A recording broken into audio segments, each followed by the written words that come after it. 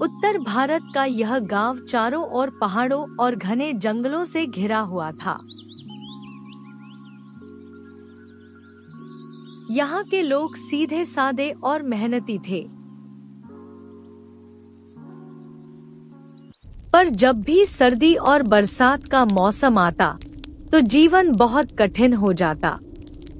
इसी गांव के एक कोने में टूटी फूटी झोपड़ी में अनाथ भाई बहन रवि और प्रीति रहते थे।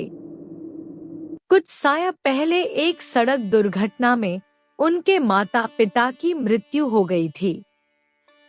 अब वे दोनों भाई बहन बिल्कुल अकेले थे। उनका इस दुनिया में और कोई नहीं था। रवि मेहनत मजदूरी करके अपनी बहन को पाल रहा था। एक पुरानी झोपड़ी जिसकी छत टाट और प्लास्टिक की चादरों से बनी थी। ठंडी हवाएं और बारिश का पानी दीवारों को भिगो रहा था। प्रीति अपनी छोटी सी रजाई में सिकुड़ते हुए, भैया मुझे बहुत ठंड लग रही है, खाना भी नहीं है, मुझे बहुत भूख भी लग रही है। रवि प्रीति के बालों को सहलाते हुए, प्रीति बस थोड़ी देर इंतजार कर, मैं तेरे लिए कुछ खाने की इंतजाम करता हूँ। रवि झोपड़ी के कोने में रखे मिट्टी के चूल्हे को देखने जाता है। वहाँ कुछ जलाने के लिए लकड़ी भी नहीं बची थी। ये क्या, घर में आज तो चूल्हा जलाने के लिए लकड़ी भी नहीं है। अगर जंगल से लकड़ी लाऊं तो उससे अपनी बहन के लिए खाना भी बना सकता हूँ और उसे ठंड से भी बचा सकता हूँ। लेकिन इस बारिश में कैसे जाऊं? बारिश तो बहुत तेज हो रही है।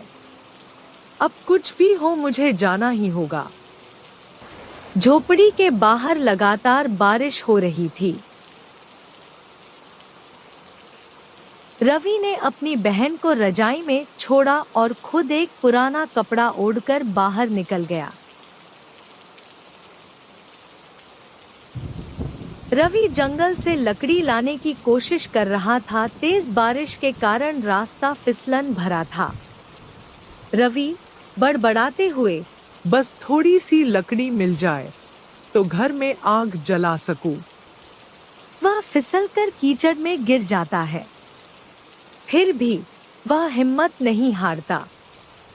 कुछ सूखी लकड़ियां इकट्ठी करता है और अपने घर की ओर लौटने लगता है।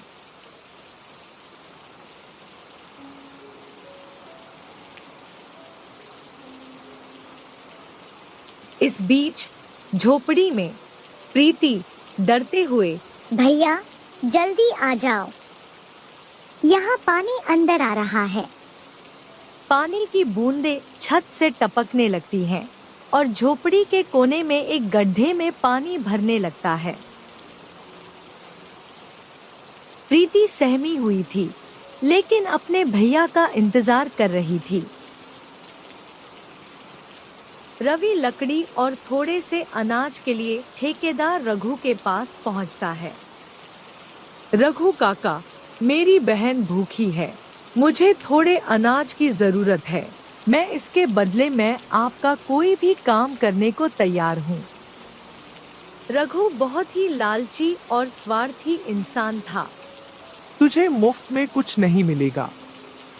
अगर काम करना है तो अभी जा और गड्ढा खोद, तभी तुझे अनाज मिलेगा।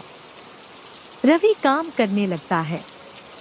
ठंड और बारिश के बावजूद वह गड्ढा खोदता है। मैं यह सब सिर्फ अपनी बहन के लिए कर रहा हूँ। मुझे उसकी भूख मिटानी है। काम खत्म करने के बाद रघु उसे थोड़ा अनाज देता है। रवि अनाज और लकड़ी लेकर लौटता है, लेकिन इस बीच तूफान तेज हो जाता है।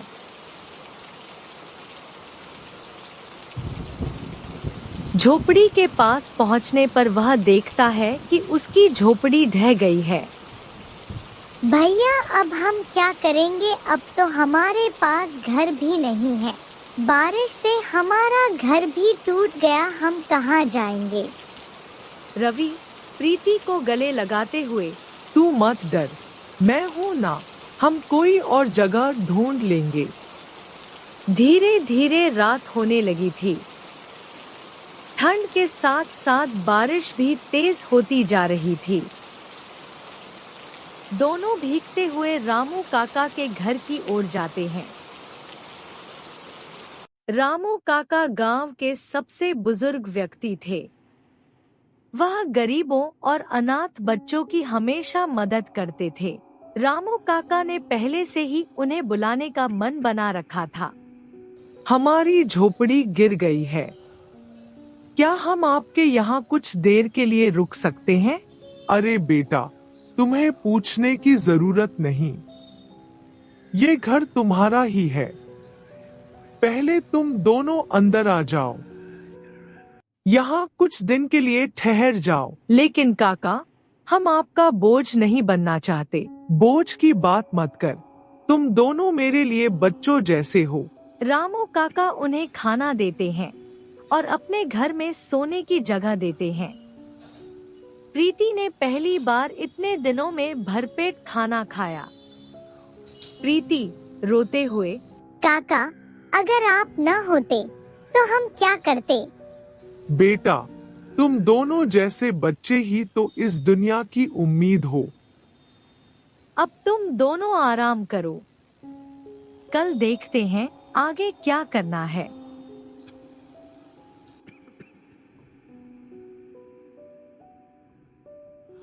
देखो भाइयों, रवि और प्रीति जैसे बच्चों को हमारी मदद की जरूरत है। हमें इनके लिए नई झोपड़ी बनानी होगी।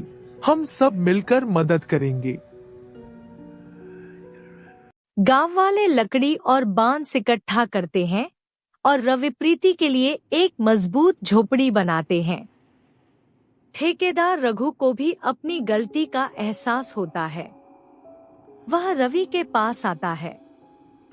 रवि, मैंने तुम्हारे साथ गलत किया, ये कुछ पैसे रख लो। अगर तुम्हें और मदद की जरूरत हो तो मुझे बताना। गलती को सुधारने का मतलब बहुत बड़ा होता है। धन्यवाद रघु काका। गांव वालों की मदद से रवि और प्रीति की नई झोपड़ी तैयार हो जाती है।